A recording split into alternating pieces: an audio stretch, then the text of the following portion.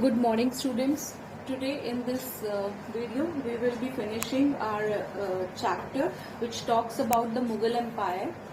So to start with, we have understood about who were the Mughals in the last video, and we have understand about their descendants from mother side and from father side also.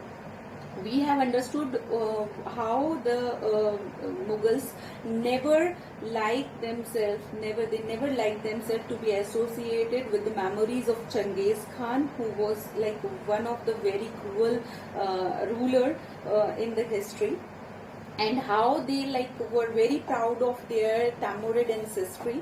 Timur, their great grandfather, who was like great ancestor, who had captured Delhi in 1398. We have talked about how the invasions began, how from the era of Babur, the Mughal emperors were very keen to get themselves established in India. We have read about Babur, the various battles he have fought to get power in India. Then after Babur, we have learned about Humayun's, the battle which he fought, and how he died early. And then we started with Akbar. Akbar was just 13 years old when he became emperor. How under the guidance of Bairam Khan, he expanded his region, and how he was successfully expanding the Mughal Empire, even suppressing the revolt of his half brother Mirza Hakim, who was Mirza Hakim. How Akbar's, we have in the last video we have read about Akbar in detail, but we have discussed about the Mughal military campaigns technique also. We have understood Mughal tradition of succession too, that they were following copercenary inheritance, like the seat was, or the region was divided equally amongst all the sons. And we have understood about how Mughals were working to maintain relation with other rulers. They were doing wars, but they were making friendly terms with the equally power kings also. And Rajput dynasty was a good example. We have learned that mother of Jahangir, that was Akbar's wife, was a Kachwa princess, the daughter of Rajput ruler of Amer, modern days Jaipur. And then we have also learned that mother of Shah Jahan was a Rathod princess, that was a Rajput ruler for Mewar. So we have understood there, they were trying to keep a very good balance between maintaining, they were maintaining balance between this wars and peace, and they are just trying कि जितने लोग जो हैं peacefully उनके साथ attach हो जाएं, तो वो उनको अटैच कर रहे थे और उनको असाइंस भी कर रहे थे अपने अपोनेंट्स को. वो एक बहुत ही केयरफुल बैलेंस बना के चल रहे थे कि हम इनको जो है हमारा सारा रिसोर्सेज वॉर्स में भी ना जाए. ऐसी स्ट्रैटेजीज भी अकबर के टाइम में हमको देखने को मिली. We have learn that during Akbar and Aurangzeb reign, Mughal emperor was expanding to a great extent. Then we have read about Akbar, that he was considered a good king. We have taken a closer look on his policies. We have understood what were his way of mingling up with different religions. We have understood about his two policy, that was Sulah Ekul and Ibadat Khana. We have understood that he was a very focused man. He has instructed his close friend Abul Fazl to write 3 volumes of history during his reign and title it as Akbar Nama. And we have, through these books, we have a great idea about his administration, household, army, so we have, he was considered a very good king. He was giving equal importance to all the religions, and he was really against any kind of dogma, and he was against the bigots. So people were quite happy under his reason. This what history tells about. Now we are like left about reading about Jahangir. Let's discuss a little bit about Jahangir and Shah Jahan also, and then we will understand the terms which I have jotted down on the board, that is Mansabdars and Jagirdars, and we will also understand about the Jabs and Zamindars. Then we will conclude the chapter by discussing on the topic, that is the Mughal Empire in the 17th century and what happens after that. So let's start with Jahangir. Jahangir, the period of his reign was 1605 to 1627. Jahangir, like many military campaigns which were started by Akbar, continued. The Sisodia ruler of Mewar, Amar Singh, accepted Mughal services. Less successful campaigns against the Sikhs, the Amors and the Ahmednagar followed. Prince Khurram, the future Emperor Shah Jahan, rebelled in the last year of his reign. The efforts of Noor Jahan, Jahangir's wife, to marginalize him was unsuccessful. Like Noor Jahan, we have read about Noor Jahan, history talk a lot about Noor Jahan also. And she had a great influence in the Jahangir's court, which you can read on page number 54. Her real name was Mehrun-Nisa. She married to Emperor Jahangir in 1611 and received the title Noor Jahan. She was an extremely loyal wife, and she was very supportive to the king. As a mark of honor for her support and loyalty, Jahangir struck silver coins bearing his own title on one side, and on the other side inscription struck in the name of Queen Begum Noor Jahan. So the adjoining document which you see in this figure is an order या फरमान था नूर जहां का. The square seal states command of her most sublime and elevated majesty Noor Jahan, Padma Shah Begum. The round seal says, by the son of Shah Jahangir, she became as brilliant as the moon. May Noor Jahan Pad Shah be the lady of the age. Like you can see over here कि दो seal दिखाई गई हैं. She was having so much influence in the ruling, in the administration की उसके नाम की seals थी और उसके नाम के हुक्म भी चलते थे, ऐसा हमको दिखने में आ रहा है. उसके नाम के सिल्वर कॉइन्स भी थे जो जहांगीर के साथ थे. तो Nur Jahan had a great influence in Jahangir's court. That is evident from the history with the things which we got about the inscription and all. It tells that Mehrun-Nisa, Noor Jahan was having a great influence in Jahangir's period. So this was about Jahangir. A little about Shah Jahan, who ruled 1625 to 1658, and Mughal campaigns continued till Deccan under Shah. The Afghan noble Khan Jahan Lodi rebelled and was defeated. Like here I need to mention that Mughals were continuously getting the threats of like Afghans, and they were always busy defeating them and conquering them. Now the campaigns were launched against Ahmednagar. The Bundelas were defeated, and Orcha, which is in MP, is sneezed. In the northwest, the campaign to seize Balkh from the Uzbeks was unsuccessful, and Kandahar was left to Sadifs. Sadifs से ही जीता था अकबर ने, और वापिस शाहजहां के time पे सादिफ्स के पास ही दोबारा से जो था कंधार जो चला गया वापस उनकी पावर में. In 1632, Ahmednagar was finally annexed, and the Bijapur forces sued for peace. In 1657 to 1658, there was conflict over succession among Shahjahan's son, which is a world-known story कि शाहजहां के बेटों में गद्दी को लेके रिवोल्ट हुआ था. औरंगजेब जो था उसमें जीता था, and his three brothers including Dara Shikoh was killed. उसने अपने ही भाइयों को मार दिया था, और उसने अपने फादर शाहजहां को इम्प्रिजन करके रखा था for the rest of his life in Agra. और शाहजहां का जब भी हम पढ़ते हैं, we talk about Mumtaz Mahal, we talk about Taj Mahal, जो कि उसने अपनी डियर वाइफ की मेमोरी में बनाया था. It is a good example of Mughal architect, and it's like a world heritage site. It is one of the 7 wonders of the world. So इस तरह से शाहजहां के बारे में हम पढ़ा. Let's now talk about Aurangzeb, who ruled during 1658 till 1707. And in the northeast, the Ahoms were defeated in 1663. Again, Ahoms rebelled again.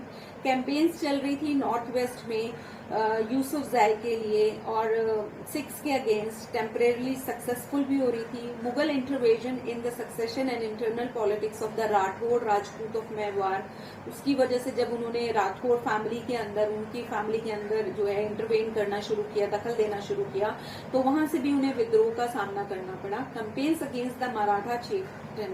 Shivaji was initially successful but Aurangzeb insulted Shivaji, जो कि एक्सकेप कर गए थे आगरा में. शिवाजी, वीर शिवाजी के बारे में, मराठा किंग के बारे में we all know there was a great conflict between Aurangzeb and Shivaji. कैसे उनको कैप्चर किया, कैसे वो उनकी कैद से बाहर होके निकले. उसके बाद शिवाजी ने अपने आप को डिक्लेयर किंग किया and he resumed his campaign against the Mughals. Prince Akbar rebelled against Aurangzeb and received support from the Marathas and Deccan Sultanate. Now don't get confused. कई बार जो है दादे का नाम पोते को दे दिया जाता था, तो सेम नेम्स आप देख सकते हैं हिस्ट्री के अंदर, but don't get confused. Always remain associated with the time of their resign.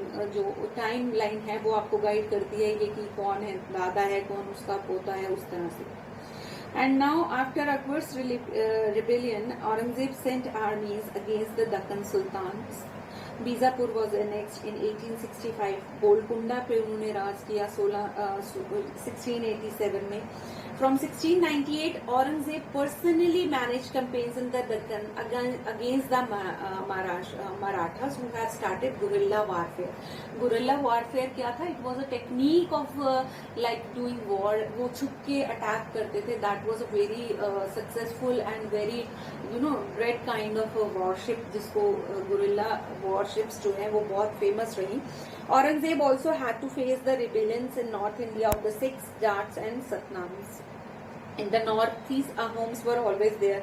Then in Dakhan it was Maratha. और उसकी डेथ के बाद जो था उसके भी बेटों में कॉन्फ्लिक्ट रहा शासन को लेके. तो इस तरह से जो मुगल एम्पायर के ये जो इम्पोर्टेंट रूलर्स थे, जो बहुत ही प्रोमिनेंट रूलर्स थे, उनके बारे में हमने डिटेल्स में कंप्लीट कर लिया. Now we will read about the the administrative part. ये तो उनके मिलिट्री एक्सपेंशंस के बारे में आपने सब कुछ पढ़ा. Now we are left with how they were doing the administrating, how they were dealing with the revenue and cultivation kind of thing. So let's read about that. And it comes to the mansabdars and jagirdars. So mansabdars, if I say mansabdars are individuals who hold a mansab. अब mansab क्या है इसको समझने की आपको जरूरत है. Let's read this in detail. Be on page number 51, which is about mansabdars and jagirdars. As the empire extended to encompass different regions, the Mughals recruited diverse body of people from a small nucleus of Turkish nobles. They expanded to include Iranians, Indian Muslims, Afghans, Rajput, Maratha and other groups. Those who joined Mughal services was enrolled as mansabdars. उनको mansabdars जो है वो बोला जाता था. The term mansabdars refers to an individual who hold a mansab, meaning a position or rank. यानी मनसबदार जो एक रैंक होल्डर है उसको बोला जाता था.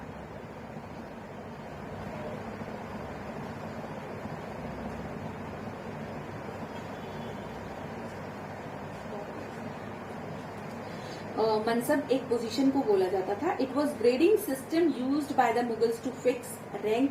मतलब आपका क्या पोजीशन है, आपको क्या रैंक है, वो आपके मनसब से पता लगता था. सैलरी कितनी दी जाएगी और आपकी मिलिट्री रिस्पॉन्सिबिलिटी कितनी होगी, क्योंकि रैंक और salary was determined by the numerical value called जात. द हायर द जात, the more prestigious was the noble's position in the court and larger his salary. तो ये रैंकिंग जो थी, आपको इस पेज में एक डायलॉग बॉक्स है. Please underline this box, this is very important. The nobles with a jat of 5,000 were ranked higher than those of 1,000. In Akbar's reign, there were 29 mansabdars with a rank of 5,000 jat. By Aurangzeb's reasons, the number of mansabdars has increased to 79. Like इसका मतलब है कि वो expenditures ज्यादा कर रहा था, वो उसके मिलिट्री अटैक्स जो होते कंपेन्स थे वो ज्यादा थे। तो मनसबदार से आपको ये समझना है कि जिसको कोई मनसब मिला हुआ है, मनसब मीन्स पोजीशन, और पोजीशन जो है रैंकिंग जो थी उनकी सैलरी डिसाइड करती थी, उनकी मिलिट्री रिस्पॉन्सिबिलिटीज जो थी वो डिसाइड करती थी। So the mansabdars military responsibility required him to maintain a specified number of sawar, sawar कैलविनंस यानी कि कितने घुड़सवार है, कितने सैनिक हैं, कितने उनके सिपाही हैं जो घोड़े पे हैं, उस पर भी डिपेंड करता था। The mansabdar brought his cavalrymen for review, got them registered, their horses branded and they receive money to pay them as salary. So mansabdar receive करते थे अपनी salary as revenue assignment from jagirs, उनको कुछ जागीर दी जाती थी विच वर समवट लाइक इकत्स। इकत्स के बारे में पढ़ा था हमने लास्ट चैप्टर में, तो उसी तरह जागीर इनको दी जाती थी, जिससे जो भी रेवेन्यू आता था उससे ये अपनी सैलरीज जो है जितने भी एक्सपेंडिचर्स हैं उनको मीट करते थे। But unlike muftis, most mansabdars didn't actually resided in or administrate there Jagir. Difference क्या था? डिफरेंट स्ट्रैटेजीज थी। दिल्ली सल्तनत में हमने पढ़ा था कि वो अपनी किट्स में रह रहे हैं, लेकिन ये जागीरदार, ये मनसबदार अपनी जागीर में नहीं रह रहे, ये एक्चुअली जो है वहां पर नहीं रहते थे, उनको एडमिनिस्ट्रेट नहीं करते थे। They only had right to the revenue of their assignments which were collected by them by their servants, उनके सर्वेंट्स कलेक्ट करते थे। While mansabdars themselves served in some other part of the country, like उनका hold ही नहीं रहे। This was the smart move of the emperor कि रहेगा एक जगह पे ही रहेगा और वहीं से उसको रिवेन्यू आ रहा है, उन्हीं लोगों के साथ वो रहेगा, तो एक दिन मेरे लिए जो है वो रिवोल्ट कर सकता है या खतरा बन सकता है। तो वो जो उनका जो भी उनको मनसबदार को जो भी जगह दी जाती थी, जो भी जागीर दी जाती थी, they were not placed at that particular place. सिर्फ उनके सर्वेंट आके कलेक्ट करके रेवेन्यू लेके जाते थे। Mansabdar are station somewhere else in the country. So this was a very smart strategy कि वो होल्ड ना कर सके, वो अपना प्रभुत्व, अपना जो है कंट्रोल उस एरिया के ऊपर ना रख सके, राइट। तो उनका जिस जगह से उनका रेवेन्यू आ रहा है वहां के लोगों के साथ उनका इंटरेक्शन नहीं है, वहां का सपोर्ट उनको उस तरह से नहीं मिलना।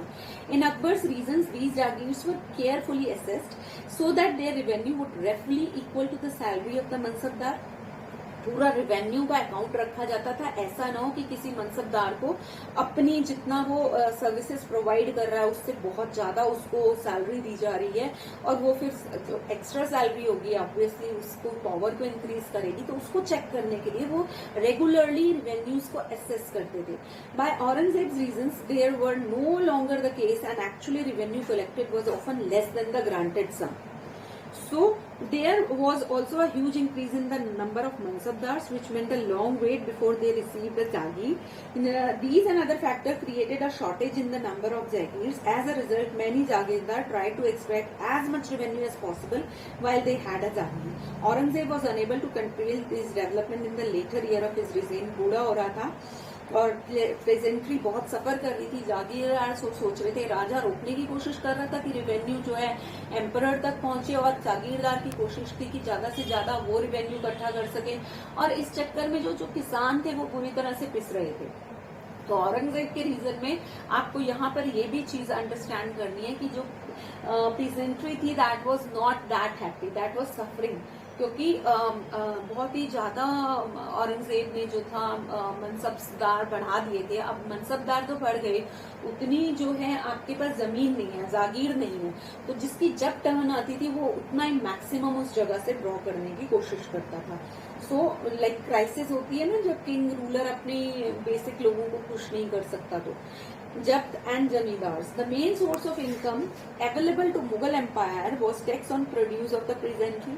In most places, peasants paid tax through the rural elites, that is the headmen or the local chieftains. The Mughal used one term, Jamindar, to describe all intermediates, whether they were local headmen of the village or powerful chieftains. तो क्या है कि direct revenue collection के लिए जो उन्होंने associate कर रखा था, दैट वर द जमींदार्स। ये आपका विलेज का हेडमैन भी हो सकता था या कोई लोकल चीफ भी हो सकता था। What were their job? Their job was to collect taxes from the peasants and deposit it to the Mughal rulers. Akbar's revenue minister Todermal बहुत इंपॉर्टेंट थे, बहुत ही अच्छे जो थे उनके सलाहकार थे। प्लीज मार्क टोडरमल जो अकबर थे उनके रेवेन्यू मिनिस्टर का नाम पूछा जा सकता है। This can be a 1 mark question, so just underline this line that Todarmal was Akbar's revenue minister. He like carefully carried survey of crop yield, prices and area cultivated for 10-year period from 1517 to 1580. Excuse me. On the basis of this data, tax was fixed on each crop in cash. Each province was divided into revenue circles with its own schedule of revenue rates for individual crops. This revenue system was known as Japt. Understood. जितना भी हर province से आपको revenue circle आएगा उसका जो भी rate होगा individual की क्रॉप पे, that was zabt. It was prevalent in those areas where Mughal administrator could survey the land and keep very careful account. This was not possible with the provinces of Gujarat and Bengal. In some areas the zamindar exercise a great deal of power. अब ये जमींदार कई areas में बहुत powerful हो गए थे। The exploitation by the Mughal administration could drive them to rebellion, और वो रिबेल भी किया उन्होंने। समटाइम्स जमींदार और जो किसान होते थे of the same caste aligned हो जाते थे, मिल जाते थे और मुगल अथॉरिटी के अगेंस्ट जो है वो विद्रोह भी कर देते थे। These peasant revolt challenge the stability of the Mughal empire from the end of the 17th century में ऐसे होने लगा। जब मुगल एम्पायर वीक होने लगी तो इस तरह के बहुत सारे रिवोल्ट्स हमको जो है वो देखने में मिलेंगे। तो let's move on to the what was happening to the Mughal Empire in the 17th century and afterwards. Be on page number 56, which tells about that the administrative and military efficiency of the Mughal Empire led a great economic and commercial prosperity. बहुत सारा architect आपको देखने को मिलेगा, बहुत सारी richness आपको Mughal empire की देखने को मिलेगी, क्योंकि रेवेन्यू सिस्टम बहुत इफेक्टिव था, बहुत सारी जगहों पे उन्होंने कंट्रोल कर लिया था and they are extracting resources from these areas and they were like prospering. International traders described it as a fabled land of wealth, but these visitors were also established at the state of poverty that existed side by side with the great opulence. यानी राजा तो बहुत rich है, लेकिन society के अंदर जो गरीब हैं, किसान है, वो सफर भी कर रहे हैं। बहुत इक्वालिटी थी। डॉक्यूमेंट्स जो मिले हैं 20th year of Shahjahan reign inform करते हैं कि हाईएस्ट रैंकिंग जो मनसबदार की थी only 445 in number out of total of 8000। ये जो स्मॉल नंबर था जो कि ओनली 5.6% है टोटल मनसबदार का, इन्हीं को एक्चुअली 61.5% जो है टोटल एस्टिमेटेड रेवेन्यू का मिल रहा था। बाकी के हालात तो बुरे ही थे। The Mughal emperors and their mansabdar spent a great deal of their income on salaries and goods. These expenditure benefit the artisans and the peasantry who supplied them with goods and produce, but the scale of revenue collected left very little for investment in the hand of the prime producers. The peasantry and the artisan और जो poorest थे वो सिर्फ बेयरली अपने life जो है वो survive भी नहीं कर पा रहे थे। तो जितनी भी इनॉर्मस वेल्थ और रिसोर्सेज जो है मुगल एलाइट्स के पास थी वो एक्सट्रीमली पावरफुल ग्रुप बन गया था in the late 17th century. As the authority of Mughal empire slowly decline होनी शुरू हो गई, सर्वेंट्स जो है वो ज्यादा पावरफुल शुरू होने लगे। अवध और हैदराबाद ने अपने आप को जो है उसने क्लियर कर लिया और इस तरह से जो था मुगल एम्पायर दिल्ली में उनके मास्टर्स के साथ कंटिन्यूड रहा। तो this was all which we were suppose to learn in this chapter and that is all for in this video. Be ready with all the doubts regarding this chapter and we will be discussing all your doubts. Just go through the video and again I am saying read the chapter very carefully. So that's all from my end now. Bye bye and take care.